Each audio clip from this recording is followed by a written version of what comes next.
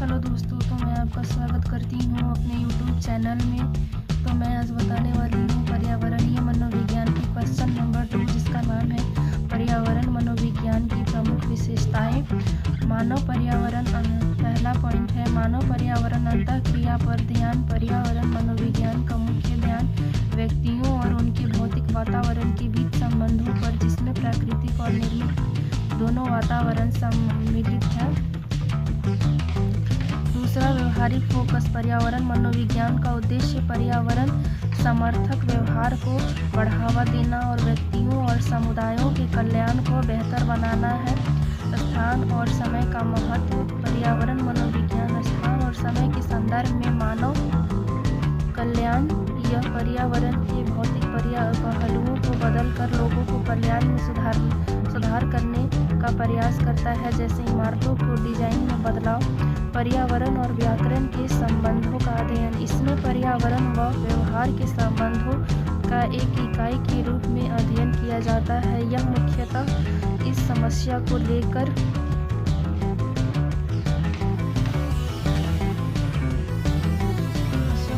आता है कि विभिन्न प्रकार के पर्यावरण मानव व्यवहार को किस प्रकार और किस सीमा तक प्रभावित करते हैं। वैज्ञानिक प्रकृति वैज्ञानिक है। इसके अध्ययन विधियाँ तथा विषय वस्तु वैज्ञानिक है। इस मनोविज्ञान में विज्ञान के सभी गुण मिलते हैं।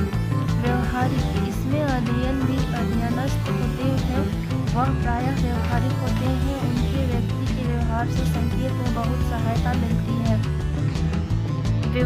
व्यावसायिक, व्यापारिक विचारधारा में कुछ राजनीतिक अनुसंधान व्यावसायिक कार्यक्रम से जुड़े हुए हैं। इससे ऐसे तथ्य प्रकाश में आते हैं जिनमें व्यवसाय को बढ़ावा मिलता है। वायु प्रदूषण को चेक करने के लिए अनेक यंत्र और उपकरण बाजार में इन्हीं अध्ययनों के परिणाम स्वरूप उपलब्ध हैं। उदारवादी, पर्यावरणीय मनोविज्ञान का दृष्टिकोण बहुत ही उदारवादी है।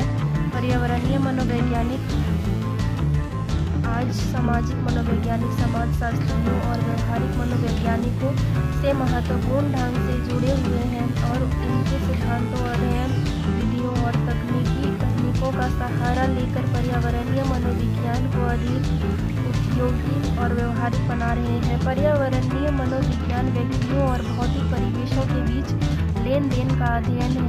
इन लेन देनों में व्यक्ति पर्यावरण को भी बदलता है। पर्यावरण मनोविज्ञान में सिद्धांत, शोध और अभ्यास शामिल हैं, जिनका उद्देश्य प्राकृतिक पर्यावरण के साथ हमारे संबंधों को बेहतर बनाना और इमारतों को अधिक मानवीय बनाना है।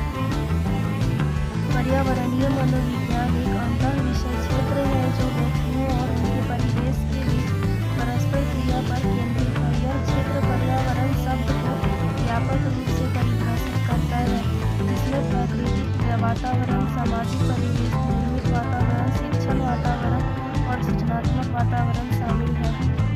सामाजिक, मनोवैज्ञानिक तत्वों का प्रभाव विचारधाराओं और समाजों के बीच न सिर्फ भलाई बल्कि युवाओं का संबंध भी है। मनुष्य का मनोविज्ञानी व्यवहार उसके सामाजिक मनोवैज्ञानिक तत्वों से अधिक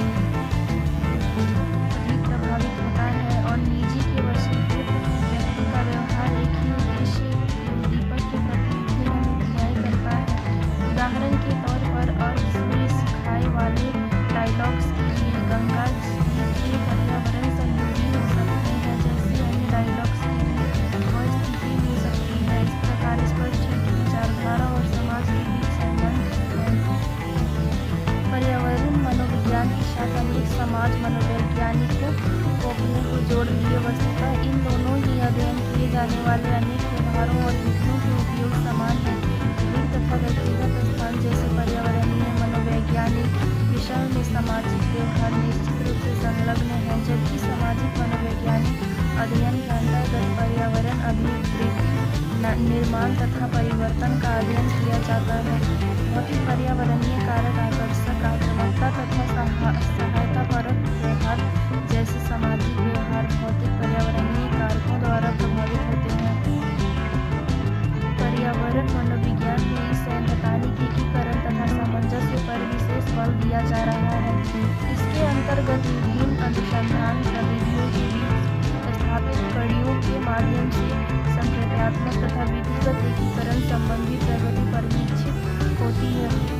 उदाहरण के लिए ऊर्जा संरक्षण तथा सार्वजनिक परिवहन प्रणाली के सामुदायिक उपयोग के विश्लेषण में पर्यावरणीय संज्ञान, पर्यावरणीय आकलन आदि का उल्लेख किया जा सकता है।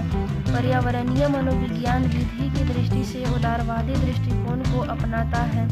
पर्यावरणीय मनोविज्ञान के अंतर्गत किए गए अनुसंधानों तथा व्यावसायिक कार्यक्रमों के माध्यम से महत्वपूर्ण वैज्ञानिक उपलब्धि हुई है।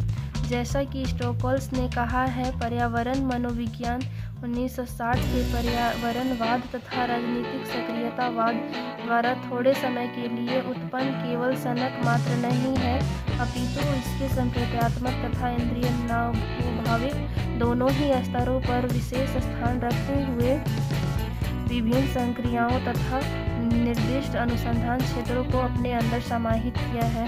तो दोस्तों, मैं पर्यावरणीय मनोविज्ञान की विशेषताएं कंप्लीट हो गई। ये हमारा पर्यावरणीय मनोविज्ञान का क्वेश्चन नंबर 2 था, जिसको आज मैं कंप्लीट कर चुकी हूँ।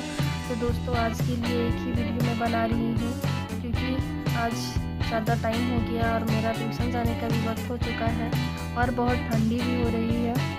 तो इसलिए दोस्तों, मैं आज एक ही वीडियो आप लोगों के लिए लेकर आई हूँ।